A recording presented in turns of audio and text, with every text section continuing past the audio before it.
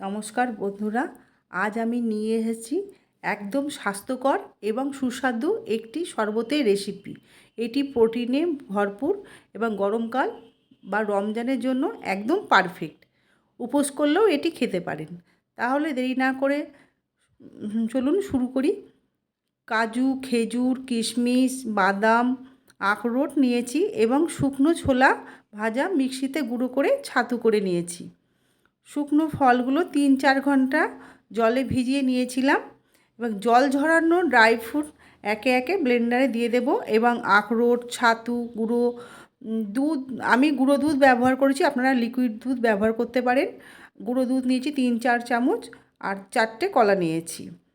এবার একটু জল দিয়ে দেবো, জল দিয়ে ভালো করে ব্লেন্ড করে স্মুথ একটা পেস্ট বানাবো।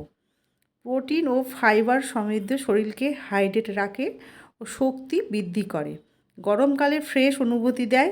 বন্ধুরা, এটা খুব সহজ ও স্বাস্থ্যকর শরবত। যদি ভালো লাগে তাহলে লাইক, শেয়ার আর সাবস্ক্রাইব করতে ভুলবেন না কিন্তু। কমেন্টে জানান কেমন লাগলো শরবতটা।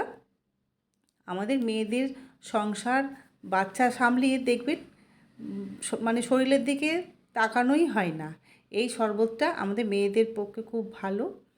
খেলে